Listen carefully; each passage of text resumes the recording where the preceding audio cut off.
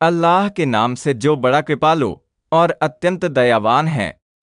ताहा ता हाँ, इन जैसे अक्षरों के बारे में सूरतुल बकरा के आरंभ में बात की जा चुकी है। हमने तुम पर यह कुरान इसलिए नहीं उतारा कि तुम मशक्कत में पड़ जाओ।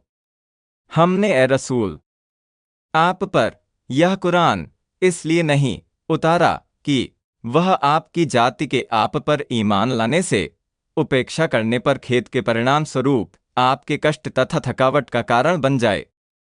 यह तो बस एक अनुस्मृति है उसके लिए जो डरे। हमने इसे केवल उन लोगों की याद दहानी के लिए उतारा है जिन्हें अल्लाह ने अपने डर की तौफीक प्रदान की है। भली भांति अवतरित हुआ है उस सत्ता की ओर से जिसने पैदा किया है धरती और उच्च आकाशों को। इसे उस अल्लाह ने उतारा है जिसने धरती की रचना की और ऊंचे आकाश बनाए। अतः यह एक महान कुरान है क्योंकि यह एक महान अस्तित्व अल्लाह की ओर से अवतरित हुआ है। वह रहमान है जो राजासन पर विराजमान हुआ। रहमान अत्यंत दयावान अल्लाह अपनी महिमा के अनुरूप अर्श सिंहासन के ऊपर बुलंद हुआ।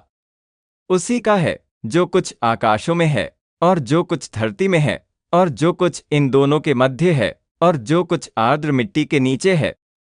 जो भी प्राणी आकाशों और धरती में तथा मिट्टी के नीचे हैं उन सब का सृष्टा स्वामी और प्रबंधन करने वाला केवल पवित्र अल्लाह है।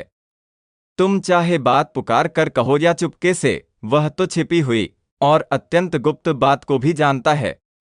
और यदि ए रसूल आप ऊंची आवाज में बात करें अथवा चुपके से करें, वह पवित्र अल्लाह तो सब कुछ जानता है, क्योंकि वह गुप्त रहस्य को तथा गुप्त रहस्य से भी अधिक गुप्त चीज जैसे हृदय में उत्पन्न होने वाले विचारों एवं भावनाओं को भी जानता है। उससे उसमें से कुछ भी छिपा नहीं है। अल्लाह कि उसके सिवा कोई पूज्य प्रभु नहीं। उसके नाम बहुत ही अच्छे हैं। अल्लाह वह है जिसके सिवा कोई सत्य पूज्य नहीं। केवल उसी के ऐसे नाम हैं जो सुंदरता में पूर्णता को पहुंचे हुए हैं। क्या तुम्हें मूसा की भी खबर पहुंची?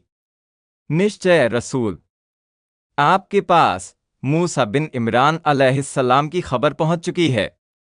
जबकि उसने एक आग देखी तो उसने अपने घरवालों से कहा, ठहरो, मैंने एक आग देखी है, शायद कि तुम्हारे लिए उसमें से कोई अंगारा ले आऊं या उस आग पर मैं मार्ग का पता पालूं। जब उसने अपनी यात्रा के दौरान एक आग देखी तो अपने परिवार से कहा, तुम यहीं ठहरो, मैंने एक आग देखी है, शायद मैं उस आग से तुम्हारे लिए कोई अंगारा ले आऊं या मुझे वहां कोई मार्ग दिखाने वाला मिल जाए। फिर जब वह वहां पहुंचा तो पुकारा गया, ए मूसा। फिर जब वह उस आग के पास आया तो पवित्र अल्लाह ने उसे यह कहकर पुकारा, ए मूसा, मैं ही तेरा रब हूं, अपने जूते उतार दे, तू पवित्र घाटी तुवा में है, निस्संदेह मैं ही तेरा पालनहार हूं। अतः मुझसे बात करने की तैयारी के तौर पर अपने जूते उतार दो। निस्संदेह तुम पवित्रवादी तुवा में हो, मैंने तुझे चुन लिया है। अतः सुन जो कुछ प्रकाशना की जाती है, तथा मैंने ए मूसा तुझे अपने संदेश के प्रचार के लिए चुन लिया है, इसलिए मैं तुम्हारी ओर जो वह प्रकाशना कर रहा हूं उसे सुनो। निस्संदेह मैं ही अल्लाह हूं, मेरे सिवा कोई पूज्य प्रभु नहीं। अतः तू मेरी बंदगी कर और मेरी याद के लिए नमाज कायम कर। निस्संदेह मैं ही अल्लाह हूं, मेरे सिवा कोई वास्तविक पूज्य नहीं, इसलिए केवल मेरी ही इबादत करो और संपूर्ण रूप से नमाज अदा करो ताकि तुम मुझे उसमें याद रख सको। निश्चय ही वह क़यामत की घड़ी आने वाली है, शीघ्र ही उसे लाऊंगा, उसे छिपाए रखता हूं ताकि प्रत्येक व्यक्ति जो प्रयास वह करता है उसका बदला पाए। निश्चय ही क़यामत आने वाली और घटित होने वाली है, करीब है कि मैं उसे छिपा कर रखूं, इसलिए कोई भी प्राणी उसका समय नहीं जानता। लेकिन नबी सल्लल्लाहु अलैहि वसल्लम के उन्हें बताने के कारण वे उसकी निशानियों को जानते हैं ताकि हर प्राणी को उसके अच्छे या बुरे किए गए कार्यों का बदला दिया जाए। अतः जो कोई उस पर ईमान नहीं लाता और अपनी वासना के पीछे पड़ा है, वह तुझे उससे रोक ना दे, अन्यथा तू विनष्ट हो जाएगा। अतः तुम्हें उसे सच मानने और अच्छे कर्म के द्वारा उसके लिए तैयारी करने से वह व्यक्ति हरगिज ना रोक, जो उस पर विश्वास नहीं रखता और उन वर्जित चीजों का पालन करता है जिनकी उसका मन इच्छा करता है, क्योंकि उसके कारण तुम्हारा विनाश हो जाएगा। और ए मूसा, यह तेरे दाहिने हाथ में क्या है? तथा ए मूसा, यह तुम्हारे दाहिने हाथ में क्या है? अक्षर 9 उसने कहा, यह मेरी लाठी है।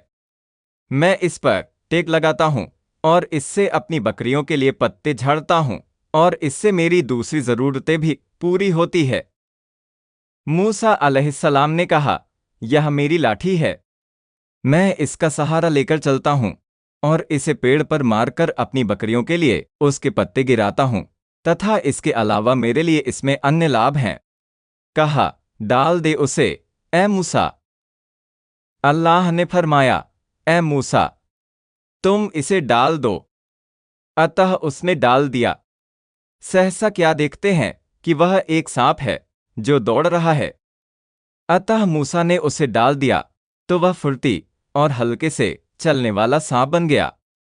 कहा, इसे पकड़ ले और डर मत, हम इसे इसकी पहली हालत पर लौटा देंगे। अल्लाह ने मूसा अलैहिस्सलाम से कहा, लाठी को पकड़ लो और उसके सांप में बदल जाने से ना डरो। जब तुम उसे पकड़ोगे तो हम उसे उसकी पहली हालत पर लौटा देंगे और अपने हाथ अपने बाजू की ओर समेट ले। वह बिना किसी ऐप के रोशन दूसरी निशानी के रूप में निकलेगा। और अपने हाथ को अपनी बगल के नीचे ले जाओ, वह कुष्ठ रोग के बिना सफेद चमकता हुआ निकलेगा। यह तुम्हारे लिए दूसरी निशानी है, इसलिए कि हम तुझे अपनी बड़ी निशानियां दिखाए। हमने तुम्हें ये 2 निशानियां दिखाई हैं ताकि हम, ए मूसा, तुम्हें अपनी कुछ बड़ी निशानियां दिखाएं जो हमारी शक्ति तथा तुम्हारे अल्लाह के रसूल होने को इंगित करती हैं। तू फिरौन के पास जा, वह बहुत सरकश हो गया है। ए मूसा, तुम फिरौन के पास जाओ, क्योंकि वह कुफ्र और अल्लाह के खिलाफ विद्रोह में सीमा पार कर चुका है। उसने निवेदन किया, मेरे रब, मेरा सीना मेरे लिए खोल दे। मूसा अलैहिस्सलाम ने कहा, ए मेरे पालनहार, मेरे लिए मेरा सीना विस्तृत कर दे ताकि मैं कष्ट को सहन कर सकूं, और मेरे काम को मेरे लिए आसान कर दे, और मेरे लिए मेरा काम सरल कर दे, और मेरी जबान की गिरह खोल दे, और मुझे स्पष्ट रूप से बात करने की शक्ति प्रदान कर कि वे मेरी बात समझ सकें, ताकि जब मैं तेरा संदेश उन तक पहुंचाऊं तो वे मेरी बात समझ सकें। और मेरे लिए अपने घर वालों में से एक सहायक नियुक्त कर दें, और मेरे परिवार में से मेरा एक सहायक बना दे जो मेरे कामों में मेरी सहायता करे। हारून को, जो मेरा भाई है, मेरे भाई हारून बिन इमरान को, उसके द्वारा मेरी कमर मजबूत कर, उसके साथ मेरी पीठ उड़ता कर दे, और उसे मेरे काम में शरीक कर दे, तथा उसे ईश्वरीय संदेश पहुंचाने के कार्य में मेरा साझीदार बना दे, कि हम अधिक से अधिक तेरी तस्बीह करें, ताकि हम तेरी बहुत ज्यादा पवित्रता बयान करें और तुझे खूब याद करें, और हम तुझे बहुत ज्यादा याद करें। निश्चय ही तू हमें खूब देख रहा है, निश्चय तू हमें अच्छी तरह देख रहा है, हमारा कोई काम तुझसे छिपा नहीं है। कहा, दिया गया तुझे जो तूने मांगा, ए मूसा। अल्लाह ने कहा, ए मूसा, तूने जो मांगा हमने तुझे दे दिया। हम तो तुझ पर एक बार और भी उपकार कर चुके हैं, और हम तुझ पर एक बार और भी उपकार कर चुके हैं, जब हमने तेरी माँ के दिल में यह बात डाली थी जो अब प्रकाशना की जा रही है। जब हमने तेरी माँ के हृदय में वह बात डाल दी जिसके द्वारा अल्लाह ने तुझे फिरौन के छल कपट से संरक्षित किया कि उसको संदूक में रख दे, फिर उसे दरिया में डाल दे, फिर दरिया उसे तट पर डाल दे कि उसे मेरा शत्रु और उसका शत्रु उठा ले। मैंने अपनी ओर से तुझ पर अपना प्रेम डाला ताकि तू सुरक्षित रहे और ताकि मेरी आंख के सामने तेरा पालन पोषण हो। जब हमने उसे इल्हाम किया तो आदेश दिया कि मूसा को उसके जन्म के बाद संदूक में डाल दे और संदूक को समुद्र में फेंक दे। फिर समुद्र हमारे आदेश से उसे तट पर डाल देगा तो उसे मेरा शत्रु और उसका शत्रु यानी फिरौन उठा लेगा। तथा मैंने तुझ पर अपनी ओर से प्रेम डाल दिया तो लोग तुझसे प्रेम करने लगे, और ताकि मेरी आंख के सामने तथा मेरी सुरक्षा और देखभाल में तेरा पालन पोषण हो। याद कर जबकि तेरी बहन जाती और कहती थी, क्या मैं तुम्हें उसका पता बता दूं जो इसका पालन पोषण अपने जिम्मे ले ले। इस प्रकार हमने फिर तुझे तेरी माँ के पास पहुंचा दिया ताकि उसकी आंख ठंडी हो और वह शोकाकुल ना हो, और हमने तुझे भली भांति परखा। फिर तू कई वर्ष मदयन के लोगों में ठहरा रहा। फिर ए मूसा, तू खास समय पर आ गया है। जब तेरी बहन चलने लगी, जहां जहां ताबूत संदूक जा रहा था वह उसका पीछा कर रही थी। फिर उसने ताबूत को उठाने वालों से कहा, क्या मैं उसकी तरफ तुम्हारी रहनुमाई करूं, जो इसकी रक्षा करे, इसे दूध पिलाए और इसका पालन पोषण कराए। अक्षर 9:7 दी। इस प्रकार हमने तुम्हें तुम्हारी माँ के पास वापस पहुंचाकर तुम पर उपकार किया ताकि वह तुम्हें अपने पास वापस पाकर खुश हो जाए और तुम्हारी वजह से शोक ना करे। तथा तुमने उस व्यक्ति को कत्ल कर दिया जिसे तुमने घूंसा मारा था, तो हमने तुम्हें दंड से बचा लिया। इसी तरह हमने एक के बाद एक तुम्हें हर परीक्षा से बचाया जिससे तुम ग्रस्त हुए। फिर तू वहां से निकलकर वर्षों तक मदयन के लोगों में ठहरा रहा। फिर तू उस समय आया जब ए मूसा, तुझसे बात करने के लिए तेरा आना नियत था। हमने तुझे अपने लिए तैयार किया है और मैंने तुझे चुन लिया ताकि तू मेरा संदेशवाहक हो जाए और जो कुछ मैं तेरी ओर वह कहते करूं उसे लोगों तक पहुंचाए। जो तू और तेरी भाई मेरी निशानियों के साथ और मेरी याद में ढीले मत पड़ना। ए मूसा, तू और तेरा भाई हारून अल्लाह की शक्ति तथा उसके एकेश्वरवाद को दर्शाने वाली हमारी निशानियां लेकर जाओ, और तुम दोनों मेरी तरफ आमंत्रित करने तथा मुझे याद करने में कमजोर मत पड़ना। जाओ दोनों फिरौन के पास, वह सरकश हो गया है। तुम दोनों फिरौन के पास जाओ क्योंकि वह कुफ्र और अल्लाह के खिलाफ विद्रोह में सीमा पार कर चुका है। उससे नर्म बात करना, कदाचित वह ध्यान दे या डरे। तुम दोनों उससे कोमल बात करना जिसमें कठोरता ना हो। आशा है कि वह उपदेश ग्रहण करे या अल्लाह से डर जाए और तौबा कर ले। दोनों ने कहा, ऐ हमारे रब, हमें इसका भय है कि वह हम पर ज्यादती करे या सरकशी करने लग जाए। मूसा और हारून अलैहिस्सलाम ने कहा, हमें भय है कि उसको निमंत्रण देने से पहले ही वह हमें सजा दे दे अथवा हत्या आदि के द्वारा हम पर अत्याचार करने में सीमा से आगे बढ़ जाए। कहा, डरो नहीं, मैं तुम्हारे साथ हूं, सुनता और देखता हूं। अल्लाह ने उन दोनों से फरमाया, तुम दोनों डरो नहीं, निस्संदेह मैं मदद एवं समर्थन करने के लिए तुम्हारे साथ हूं। मैं वह सब कुछ सुन और देख रहा हूं जो तुम दोनों और फिरौन के बीच होने जा रहा है। अतः जाओ उसके पास और कहो, हम तेरे रब के रसूल है, इस्राईल की संतान को हमारे साथ भेज दे और उन्हें यातना ना दे। हम तेरे पास तेरे रब की निशानी लेकर आए हैं, और सलामती है उसके लिए जो सम्मार्ग का अनुसरण करे। अतः तुम दोनों उसके पास जाओ और उससे कहो, ए फिरौन, हम तेरे पालनहार के रसूल हैं, इसलिए बनी इसराईल की संतान को हमारे साथ भेज दे और उनके बच्चों की हत्या करके और उनकी स्त्रियों को जीवित छोड़कर उन्हें पीड़ा ना दे। निश्चय हम तेरे पास तेरे पालनहार की तरफ से अपने सच्चे होने का प्रमाण तथा जो ईमान लाए और अल्लाह के मार्गदर्शन का पालन करे उसके लिए अल्लाह की यातना से सुरक्षा की खुशखबरी लेकर आए हैं।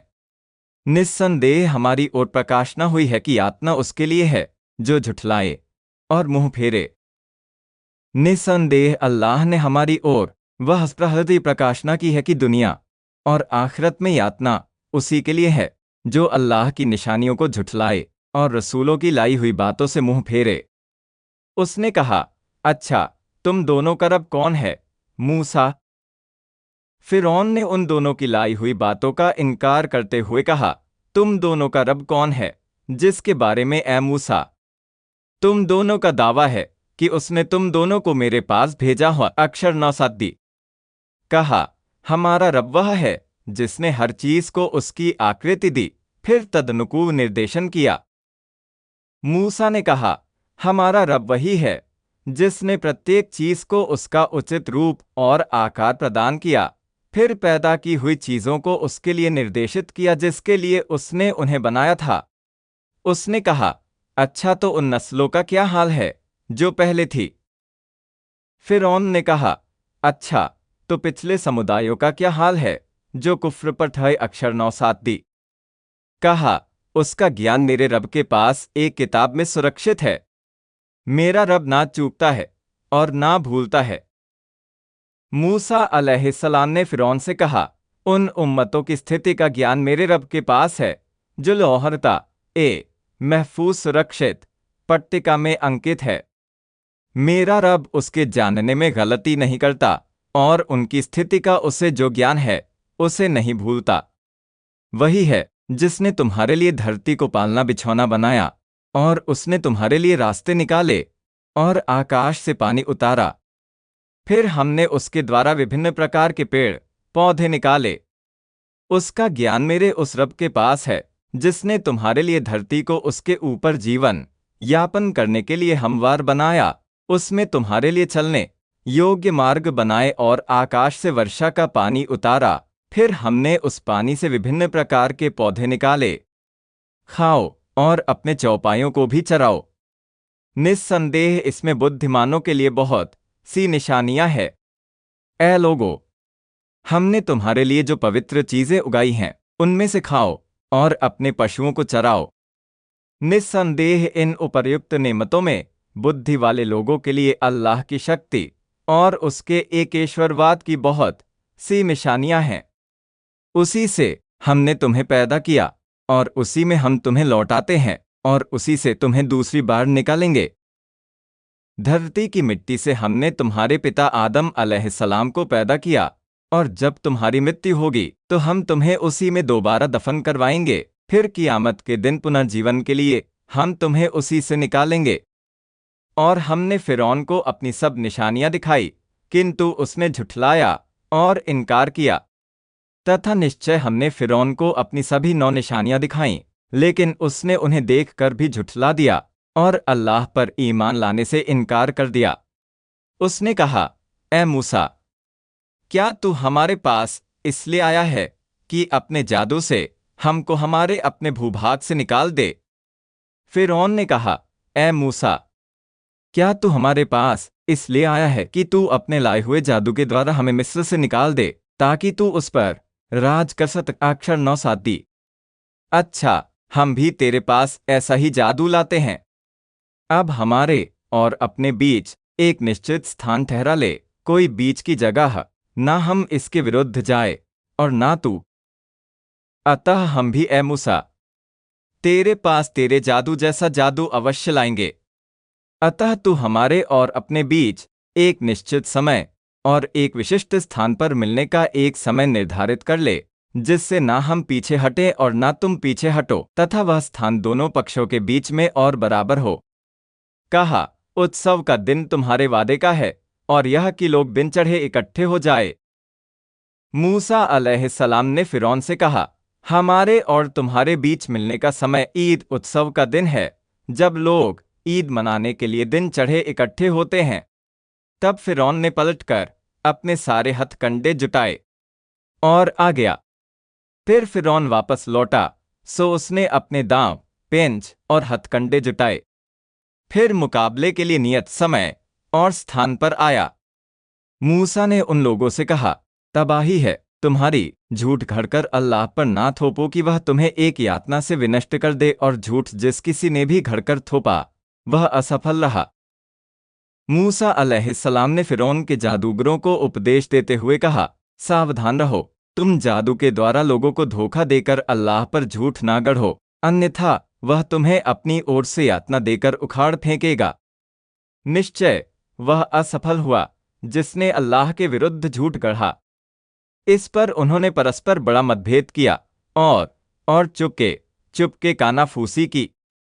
मूसा अलैहिस्सलाम की बातें सुनकर जादूगर आपस में वाद विवाद करने लगे, और वे चुपके से आपस में बातें करने लगे।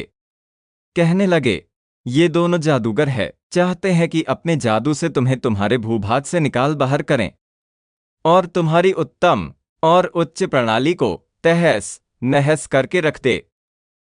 कुछ जादूगरों ने चुपके से एक दूसरे से कहा, निश्चय मूसा और हारून जादूगर हैं, जो चाहते हैं कि अपने लाए हुए जादू के द्वारा तुम्हें मिस्र से निकाल दें तथा जीवन में तुम्हारे सबसे उत्तम तौर तरीके और तुम्हारे सर्वोच्च सिद्धांत को नष्ट कर दें। अतः तुम सब मिलकर अपना उपाय जुटा लो, फिर पंक्तिबद्ध होकर आओ। आज तो प्रभावी रहा, वही सफल है। अतः तुम अपने उपाय को मजबूत कर लो और उसमें मतभेद ना करो, फिर पंक्तिबद्ध होकर आगे बढ़ो और तुम्हारे पास जो कुछ है उसे एक ही बार में डाल दो। निश्चय आज के दिन वही सफल होगा जिसने अपने विरोधी को परास्त कर दिया। वे बोले, ए मूसा, या तो तुम फेंको या फिर हम पहले फेंकते हैं। जादूगरों ने मूसा अलैहिस्सलाम से कहा, ए मूसा, आप दो बातों में से किसी एक का चयन कर लें, या तो आप अपने पास मौजूद जादू को फेंकने की पहले करें या फिर हम ही इसकी शुरुआत करते हैं। कहा, नहीं, बल्कि तुम ही फेंको। फिर अचानक क्या देखते हैं कि उनकी रस्सियां और लाठियां उनके जादू से उनके ख्याल में दौड़ती हुई प्रतीत हुई। मूसा अलैहिस्सलाम ने कहा, बल्कि जो कुछ तुम्हारे पास है पहले तुम ही उसे फेंको। चुनाचे उनके पास जो कुछ था उन्होंने उसे फेंका, तो अचानक उनकी फेंकी हुई रस्सियां और लाठियां उनके जादू के प्रभाव से मूसा अलैहिस्सलाम के लिए ऐसा प्रतीत होने लगी कि वे सांप बनकर दौड़ रही हैं। और मूसा अपने जी में डरा। तो मूसा को उनके इस कार्य से अपने दिल में भय का अनुभव हुआ। हमने कहा, मत डर, निस्संदेह तू ही प्रभावी रहेगा। तब अल्लाह ने मूसा अलैहिस्सलाम को आश्वासन देते हुए कहा, तुम्हें जो कुछ महसूस हो रहा है उससे ना डरो। निश्चय है मूसा, तुम ही उन पर प्रभुत्व एवं विजय प्राप्त करोगे। और डाल दे जो तेरे दाहिने हाथ में है, जो कुछ उन्होंने रचा है वह उसे निगल जाएगा। जो कुछ उन्होंने रचा है वह तो बस जादूगर का सांग है, और जादूगर सफल नहीं होता चाहे वह जैसे भी आए। तुम्हारे दाहिने हाथ में जो लाठी है उसे डाल दो, वह सांप बनकर उनके बनाए हुए जादू को निगल जाएगा, क्योंकि उन्होंने जो कुछ बनाया है वह एक जादुई चाल के अलावा कुछ भी नहीं है, तथा जादूगर जहां भी हो वह किसी उद्देश्य में सफल नहीं होता। अंततः जादूगर सजदे में गिर पड़े, बोले, हम हारून और मूसा के रब पर ईमान ले आए।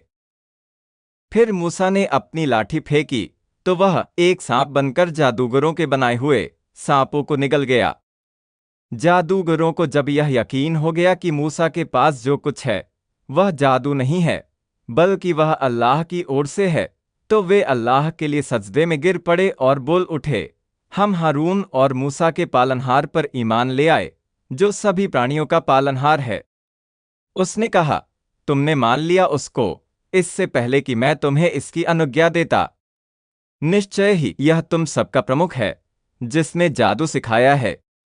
अच्छा, अब मैं तुम्हारा हाथ और पांव विपरीत दिशाओं से कटवा दूंगा और खंजूर के तनों पर तुम्हें सूली दे दूंगा। तब तुम्हें अवश्य ही मालूम हो जाएगा कि हम में से किसकी यातना अधिक कठोर और स्थायी है। फिरौन ने जादूगरों के ईमान लाने का खंडन करते हुए और उन्हें धमकी देते हुए कहा, क्या तुम लोग मूसा पर ईमान ले आए इससे पहले कि मैं तुम्हें ऐसा करने की अनुमति दूं? निश्चय मूसा ही है जादूगरों, तुम्हारा वह सरदार है जिसने तुम्हें जादू सिखाया है। इसलिए निश्चय मैं तुम में से प्रत्येक जादूगर का एक हाथ और एक पैर उनकी विपरीत दिशाओं से कटवा दूंगा और तुम्हारे शरीर को खजूर के तनों पर लटका दूंगा, यहाँ तक कि तुम्हारी मृत्यु हो जाए और तुम दूसरों के लिए सीख बन जाओ। उस समय तुम अवश्य ही जान लोगे कि हम में से कौन अधिक कठोर एवं स्थायी यातना देने वाला है, मैं या मूसा का रब अक्षर न साथ दी। उन्होंने कहा, जो स्पष्ट निशानियां हमारे सामने आ चुकी है उनके मुकाबले में सौगंध है उस सत्ता की जिसने हमें पैदा किया है, हम कदापि तुझे प्राथमिकता नहीं दे सकते। तो जो कुछ तू फैसला करने वाला है कर ले, तू बस इसी सांसारिक जीवन का फैसला कर सकता है। जादूगरों ने फिरौन से कहा, ए फिरौन, हमारे पास जो स्पष्ट निशानियां आ चुकी हैं उनका अनुसरण करने के बजाय हम कभी तेरा अनुसरण करना पसंद नहीं करेंगे, तथा जिस अल्लाह ने हमारी रचना की है हम उस पर कदापि तुझे तरजीह नहीं देंगे। अतः तू हमारे साथ जो कुछ करने वाला है कर ले। इस नश्वर जीवन को छोड़कर तेरा हम पर कोई अधिकार नहीं है और शीघ्र ही तेरा अधिकार मिट जाएगा। हम तो अपने रब पर ईमान ले आए ताकि वह हमारी खताओं को माफ कर दे और इस जादू को भी जिस पर तूने हमें बाध्य किया। अल्लाह की उत्तम और शेष रहने वाला है।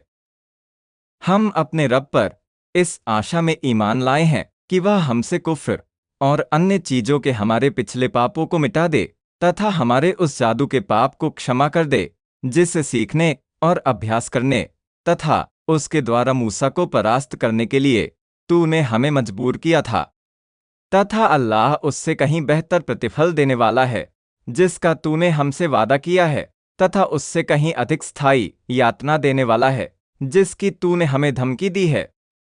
सत्य यह है कि जो कोई अपने रब के पास अपराधी बनकर आया उसके लिए जहन्नम है जिसमें वह ना मरेगा और ना जिएगा।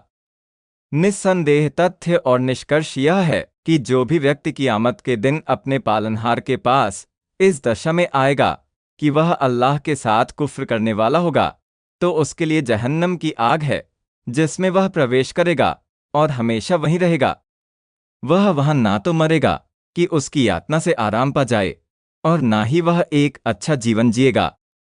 और जो कोई उसके पास मोमिन होकर आया जिसने अच्छे कर्म किए होंगे तो ऐसे लोगों के लिए तो ऊंचे दर्जे हैं। और जो क़यामत के दिन अपने रब के पास मोमिन होकर आएगा और उसने अच्छे कर्म किए होंगे तो ऐसे महान गुणों से सुसज्जित लोगों के लिए उच्च स्थान तथा ऊंचे पद हैं। अदन के बाग है जिनके नीचे नहरें बहती होंगी, उनमें वे सदैव रहेंगे। यह बदला है उसका जिसने स्वयं को विकसित किया। वे पद स्थायी निवास के बाग हैं जिनके महलों के नीचे से नहरें बहती हैं, वे वहां हमेशा के लिए रहेंगे। यह उपर्युक्त बदला हर उस व्यक्ति का प्रतिफल है जो कुफ्र और पापों से शुद्ध हो गया। और हमने मूसा की ओर प्रकाशना की, रातों रात मेरे बंदों को लेकर निकल पड़ और उनके लिए दरिया में सूखा मार्ग निकाल ले। ना तो तुझे पीछा किए जाने और ना पकड़े जाने का भय हो और ना किसी अन्य चीज से तुझे डर लगे। और हमने मूसा की ओर वह बहलंती प्रकाशना की कि मेरे बंदों को लेकर रातों रात मिस्र से रवाना हो जाओ ताकि किसी को उनकी भनक ना लगे, तथा लाठी को समुद्र पर मारकर उनके लिए समुद्र में एक सूखा मार्ग बना लो। तुम्हें इस बात का डर ना हो कि फिरौन और उसके सरदार तुम्हें पकड़ लेंगे या तुम समुद्र में डूब जाओगे। फिरौन ने अपनी सेना के साथ उनका पीछा किया, अंततः पानी उन पर छा गया जैसा कि उसे उन पर छा जाना था। तब फिरौन ने अपनी सेना के साथ उनका पीछा किया तो उसे और उसकी सेना को समुद्र से उस चीज ने ढांप लिया जिसकी वास्तविकता केवल अल्लाह ही जानता है। अंततः वे सब डूब गए और नाश हो गए तथा मूसा और उनके संग के लोग बच गए। फिरौन ने अपनी कौम को पथभ्रष्ट किया और मार्ग ना दिखाया। फिरौन ने अपनी जाति के लोगों को उनके आगे कुफ्र अविश्वास को सुंदर रूप में प्रस्तुत कर और उन्हें असत्य के जाल में फांसकर पथभ्रष्ट किया तथा उन्हें सत्य का मार्ग नहीं दिखाया। ए इस्राएल की संतान, हमने तुम्हें तुम्हारे शत्रु से छुटकारा दिया और तुमसे तूर के दाहिने छोर का वादा किया और तुम पर मग्न और सलवा उतारा। हमने बनी इस्राएल से उन्हें फिरौन और उसकी सेना से बचाने के बाद कहा, ए इस्राएल के पुत्रों, हमने तुम्हें तुम्हारे शत्रु से बचा लिया और तूर पर्वत के बगल में स्थित घाटी की दाहिनी ओर मूसा से बात करने का तुमसे वादा किया तथा तुम पर तीह के मैदान में अपनी नेमतों में से शहद जैसा मीठा पेय और बटेर की तरह अच्छे मांस वाला छोटा सा पक्षी उतारा।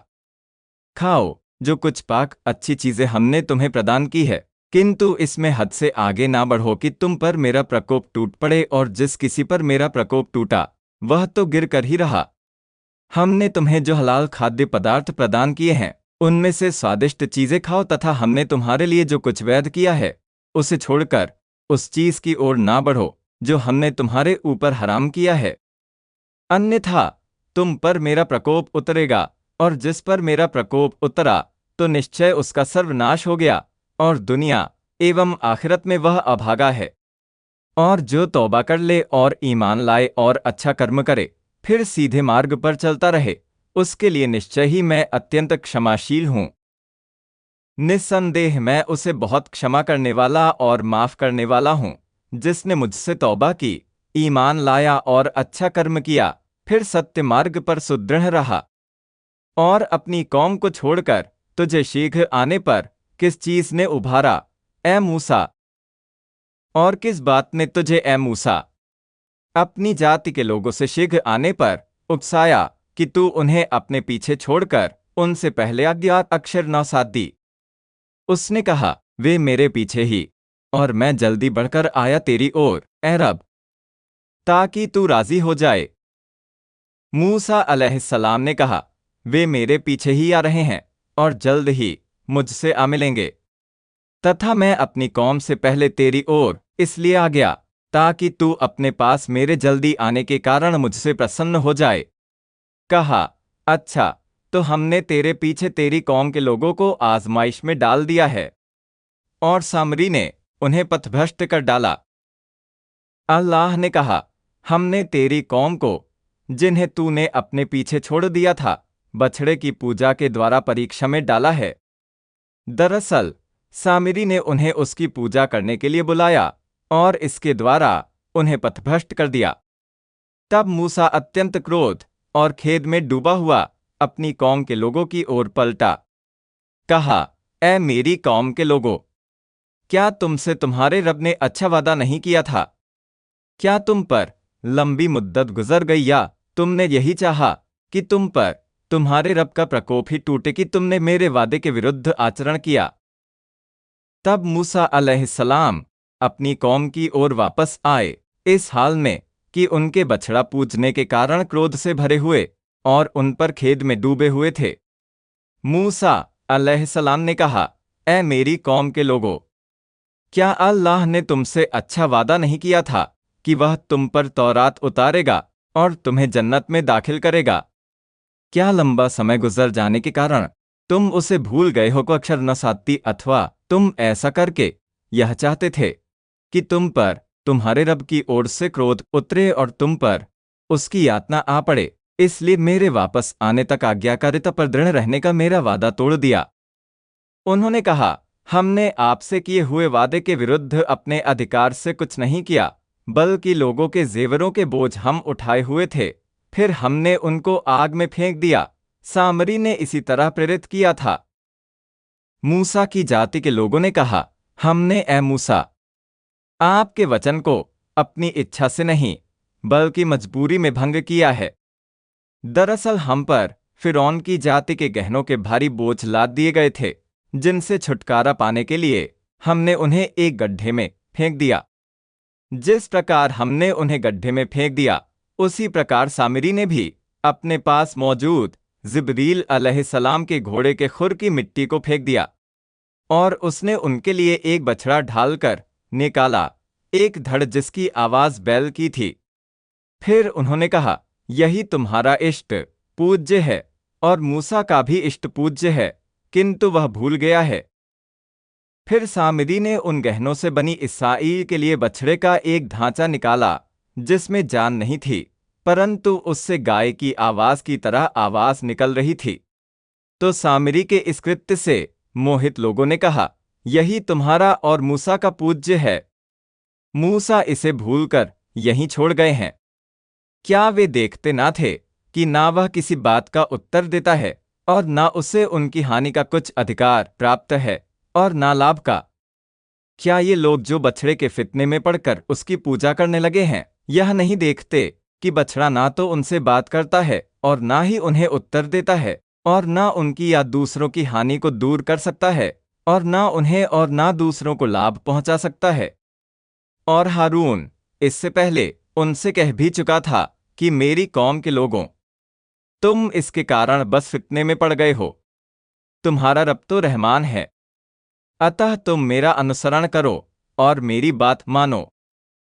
तथा हारून अलैहिस्सलाम ने भी उनसे मूसा अलैहिस्सलाम के वापस आने से पहले कहा था, सोने से इस बछड़े का निर्माण और उसका रांभना तुम्हारे लिए एक परीक्षा के सिवा कुछ नहीं है, ताकि ईमान वाला काफिर से प्रकट हो जाए। और ऐ मेरी कौम के लोगों, निश्चय तुम्हारा पालनहार वह है जो दया का मालिक है, ना कि वह जो तुम्हें हानि या लाभ पहुंचाने का भी मालिक नहीं है। तुम पर दया करना तो बहुत दूर की बात है।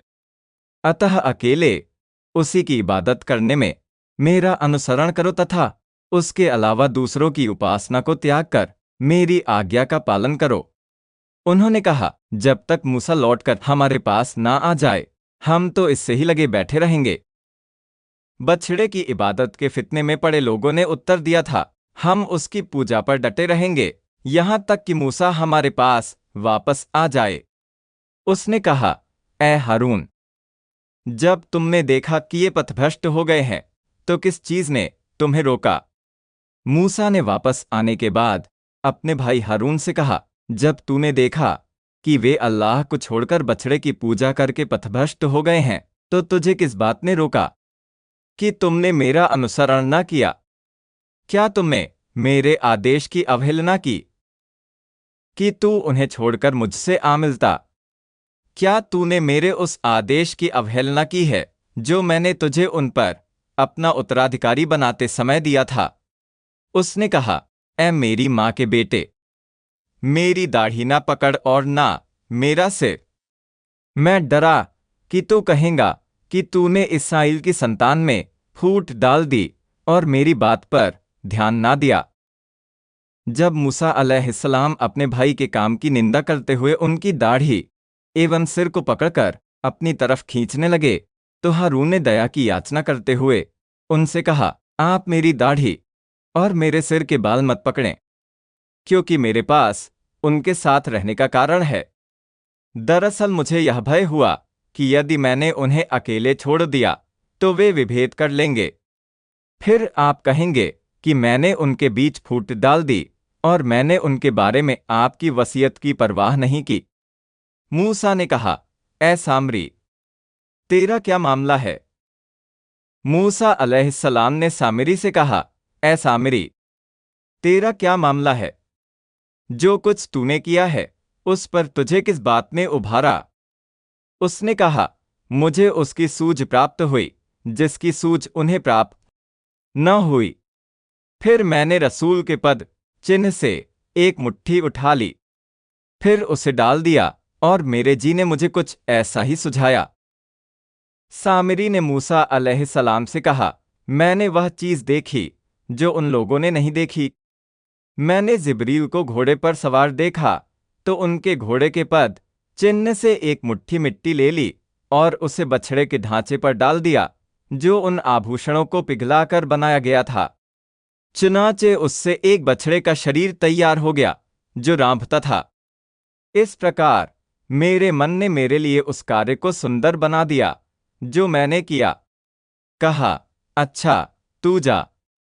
अब इस जीवन में तेरे लिए यही है कि कहता रहे, कोई छुए नहीं, और निश्चित वादा है जो तेरे लिए एक निश्चित वादा है जो तुझ पर से कदापि ना टलेगा। और देख, अपने इष्ट पूज्य को जिस पर तू रीझा जमा बैठा था, हम उसे जला डालेंगे, फिर उसे चूर्ण विचूर्ण करके दरिया में बिखेर देंगे। मूसा अलैहिस्सलाम ने सामिरी से कहा, अच्छा, तू यहां से निकल जा।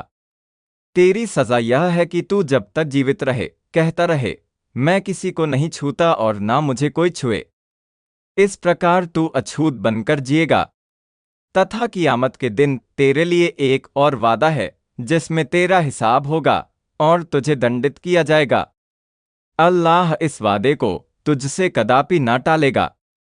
तू अपने उस बछड़े को देख जिसे तूने अपना पूज्य बना रखा था और अल्लाह को छोड़कर तू उसकी पूजा कर रहा था। हम अवश्य ही उस पर आग दहकाएंगे यहां तक कि वह पिघल जाए, फिर उसे समुद्र में उड़ा देंगे ताकि उसका कोई निशान ना रह जाए। तुम्हारा पूज्य प्रभु तो बस वही अल्लाह है जिसके अतिरिक्त कोई पूज्य प्रभु नहीं। वह अपने ज्ञान से हर चीज पर हावी है। निस्संदेह ए लोगों, तुम्हारा वास्तविक पूज्य वही अल्लाह है जिसके सिवा कोई सच्चा पूज्य नहीं। उसने प्रत्येक वस्तु को अपने ज्ञान से घेर रखा है, अतः उस पवित्र अल्लाह के ज्ञान से कोई वस्तु छूट नहीं सकती। इस प्रकार विगत वृत्तांत हम तुम्हें सुनाते हैं और हमने तुम्हें अपने पास से एक अनुस्मृति प्रदान की है।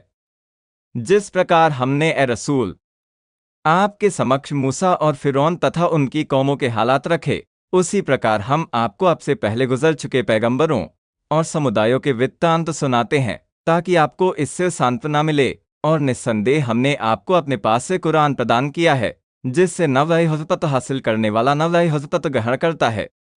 जिस किसी ने उससे मुंह मोड़ा वह निश्चय ही क़यामत के दिन एक बोझ उठाएगा। जिसने आप पर उतरने वाले इस कुरान से मुंह फेरा और उस पर ईमान नहीं लाया तथा उसकी शिक्षाओं पर अमल नहीं किया, वह क़यामत के दिन बड़े पाप का बोझ उठाए हुए और दर्दनाक यातना का पात्र बनकर आएगा। ऐसे दिन सदैव इसी वबाल में पड़े रहेंगे और क़यामत के दिन उनके हक में यह बहुत ही बुरा बोझ सिद्ध होगा। वे उस यातना में हमेशा के लिए रहने वाले होंगे और वह बहुत बुरा बोझ होगा जो वे क़यामत के दिन उठाए हुए होंगे। जिस दिन सूर फूंका जाएगा और हम अपराधियों को उस दिन इस दशा में इकट्ठा करेंगे कि उनकी आंखें नीली पड़ गई होंगी। जिस दिन मरने के बाद पुनर्जीवन के लिए फरिश्ता सूर नरसिंहा में दूसरी बार फूंक मारेगा और उस दिन हम काफिरों को इस दशा में इकट्ठा करेंगे कि आखिरत की गंभीर भयावहता का सामना करने के कारण उनके शरीर तथा आंखों का रंग नीला पड़ चुका होगा। वे आपस में चुपके कहेंगे कि तुम बस 10 ही दिन ठहरे हो। वे आपस में फुसफुसाते हुए कहेंगे, तुम मृत्यु के बाद बरज़ख में 10 रातों से अधिक नहीं रहे। हम भली भांति जानते हैं जो कुछ वे कहेंगे, जबकि उनका सबसे अच्छी सम्मति वाला कहेगा, तुम तो बस 1 ही दिन ठहरे हो। हम सबसे अधिक जानने वाले हैं कि वे आपस में चुपके क्या बात कर रहे होंगे। उनकी कोई चीज हमसे छिपी नहीं है। जब उनमें सबसे समझदार व्यक्ति कहेगा, तुम बरज़ख में केवल 1 दिन रहे हो, उससे अधिक नहीं। वे तुमसे पर्वतों के विषय में पूछते हैं, कह दो मेरा रब उन्हें छूल की तरह उड़ा देगा। और वे रसूल आपसे क़यामत के दिन पहाड़ों की स्थिति के बारे में पूछते हैं। आप उनसे कह दीजिए, मेरा रब पहाड़ों को उनकी जड़ों से उखाड़कर उड़ा देगा और वे धूल बनकर रह जाएंगे और धरती को एक समतल चटियल मैदान बनाकर छोड़ेगा। फिर वह उस धरती को जो उन्हें उठाए हुए थी समतल मैदान बनाकर छोड़ेगा जिस पर ना कोई निर्माण होगा और ना कोई पौधा। तुम उसमें ना कोई सिलवट देखोगे और ना ऊंच नीच। उस धरती की ओर देखने वाले, वह धरती इतनी समतल और सपाट होगी कि तू उसमें कोई झुकाव और ऊंच नीच नहीं देखेगा। उस दिन वे पुकारने वाले के पीछे चल पड़ेंगे और उसके सामने कोई अकड़ ना दिखाई जा सकेगी। आवाज़ें रहमान के सामने दब जाएंगी। एक हल्की मंद आवाज के अतिरिक्त तुम कुछ न सुनोगे। उस दिन लोग महशर क़यामत के मैदान की ओर बुलाने वाले की आवाज का अनुसरण करेंगे। उन्हें उसके पीछे चलने से कोई फेरने वाला नहीं होगा और सभी आवाज़ें रहमान के डर से खामोश हो जाएंगी। अतः उस दिन तुम्हें एक धीमी आवाज के अतिरिक्त कुछ सुनाई नहीं देगा। उस दिन सिफारिश काम न आएगी। यह और बात है कि किसी के लिए रहमान अनुज्ञा दे और उसके लिए बात करने को पसंद करे। उस महान दिन किसी सिफारिश करने वाले की सिफारिश लाभ नहीं देगी, सिवाय उस सिफारिश करने वाले के जिसे अल्लाह सिफारिश करने की आज्ञा प्रदान करे तथा सिफारिश से संबंधित उसकी बात को पसंद करे। वह जानता है जो कुछ उनके आगे है और जो कुछ उनके पीछे है, किंतु वे अपने ज्ञान से उस पर हावी नहीं हो सकते। पवित्र अल्लाह जानता है कि लोग क़यामत से संबंधित किन बातों का सामना करेंगे, तथा वह यह भी जानता है कि वे दुनिया में क्या कुछ छोड़ आए हैं। जबकि सभी बंदे अल्लाह के अस्तित्व और उसके गुणों को अपने ज्ञान की घेरे में नहीं ला सकते। चेहरे उस जीवंत शाश्वत सत्ता के आगे झुके होंगे। असफल हुआ वह जिसने जुल्म का बोझ उठाया, तथा बंदों के चेहरे उस जीवित हस्ती के सामने झुक जाएंगे और उसके लिए विनम्र हो जाएंगे जिससे मौत नहीं आएगी और जो अपने बंदों के सारे कामों का प्रबंधन और संचालन करने वाला है। तथा वह व्यक्ति विफल हो गया जिसने स्वयं को विनाश के रास्तों पर डालकर गुनाह का बोझ उठा लिया। किंतु जो कोई अच्छे कर्म करे और हो वह मोमिन, तो उसे ना तो किसी जुल्म का भय होगा और ना हक मारे जाने का। तथा जो व्यक्ति नेक काम करे और वह अल्लाह तथा उसके रसूलों पर ईमान रखने वाला हो, उसे उसका पूरा बदला मिलेगा। उसे ना अत्याचार का भय होगा कि उसे किसी ऐसे पाप का दंड दिया जाए जो उसने किया ना हो, और ना उसे अपने किए हुए नेक कर्म के सवाब में कमी का डर होगा। और इस प्रकार हमने इसे अरबी कुरान के रूप में अवतरित किया है और हमने इसमें तरह तरह से चेतावनी दी है ताकि वे डर रखें या यह उन्हें होश दिलाए। और जिस प्रकार हमने पिछले लोगों की कहानियां उतारी हैं, उसी तरह हमने इस कुरान को स्पष्ट अरबी भाषा में उतारा है और उसमें विभिन्न प्रकार की चेतावनियों जैसे धमकियों और डराने वाली बातों का वर्णन किया है, इस आशा में कि वे अल्लाह से डरें या कुरान उनके लिए उपदेश और नसीहत पैदा कर दे। अतः सर्वोच्च है अल्लाह, सच्चा सम्राट। कुरान के असले के सिलसिले में जल्दी ना करो जब तक कि वह पूरा ना हो जाए। तेरी ओर उसकी प्रकाश ना हो रही है। और कहो, मेरे रब, मुझे ज्ञान में अभिवृद्धि प्रदान कर। अतः सर्वोच्च, बहुत पवित्र और गौरवशाली है अल्लाह, जो ऐसा बादशाह है जिसके पास हर चीज का स्वामित्व है, जो सत्य है और उसकी बात सत्य है। वह उस चीज से सर्वोच्च है जो अनेकेश्वरवादी उसके साथ जोड़ते हैं। तथा ए रसूल, जब तक जिब्रील आपको कुरान का कोई अंश पहुंचाने का काम पूरा ना कर लें, आप उनके साथ कुरान पढ़ने में जल्दी ना करें तथा कहते रहें, ऐ मेरे पालनहार, तूने मुझे जो ज्ञान दिया है उसके साथ और अधिक ज्ञान प्रदान कर। और हमने इससे पहले आदम से वचन लिया था, किंतु वह भूल गया और हमने उसमें इरादे की मजबूती ना पाई। हमने इससे पहले आदम को वृक्ष से ना खाने की ताकीद की थी तथा उसे उससे रोका था और उसके परिणाम से अवगत करा दिया था, लेकिन वह हमारे आदेश को भूल गया और उस पेड़ से खा लिया, उससे धैर्य नहीं रख सका तथा हमने उसे जो आदेश दिया था उसे निभाने के लिए उसके अंदर दृढ़ संकल्प की ताकत को हमने नहीं देखा। और जब हमने फरिश्तों से कहा, आदम को सजदा करो, तो उन्होंने सजदा किया सिवाय इब्लीस के, वह इनकार कर बैठा।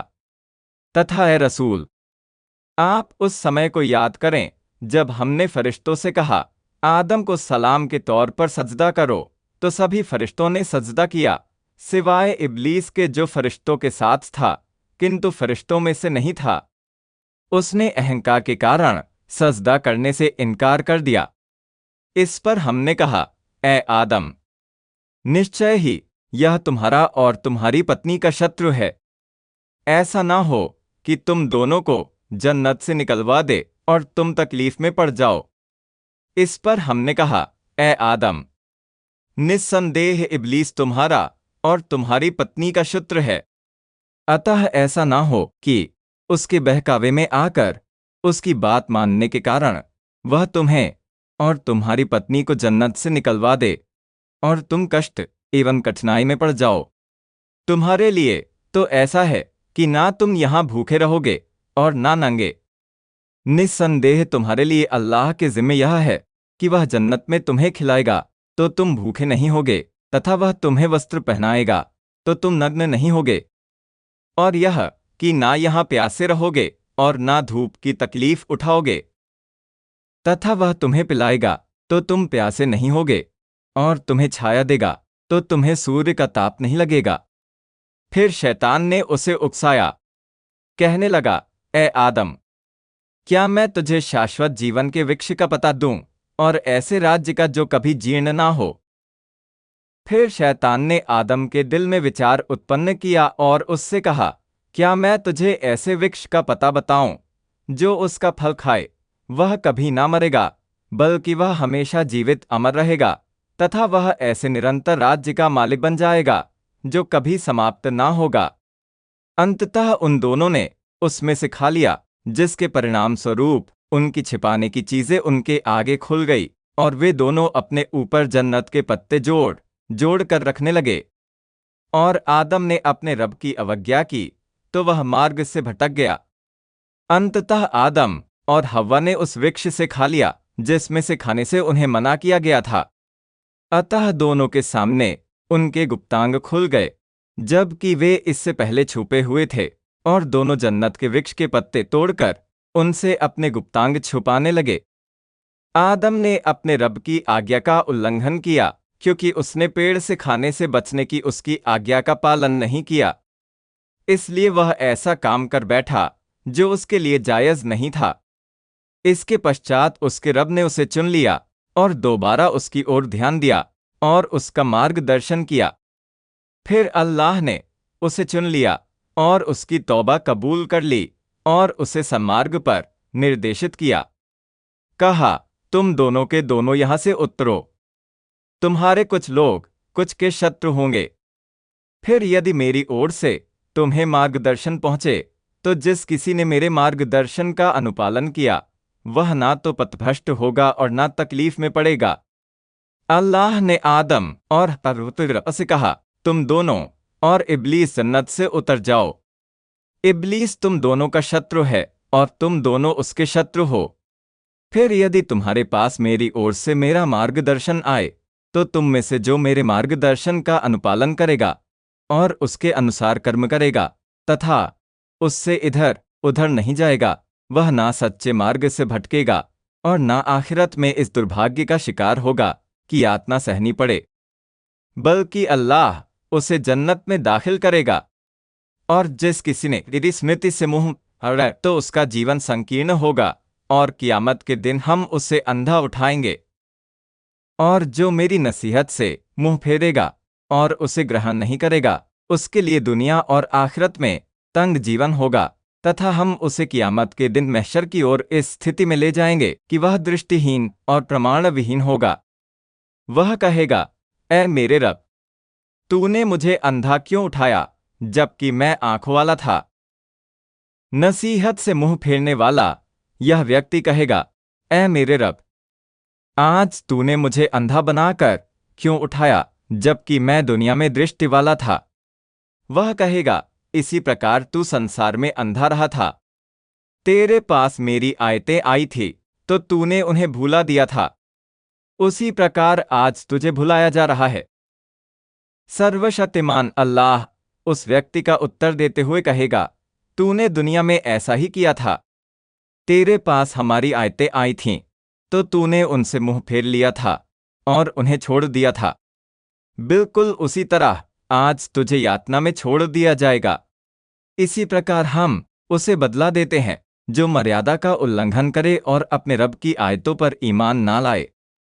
और आखिरत की यातना तो अत्यंत कठोर और अधिक स्थायी है।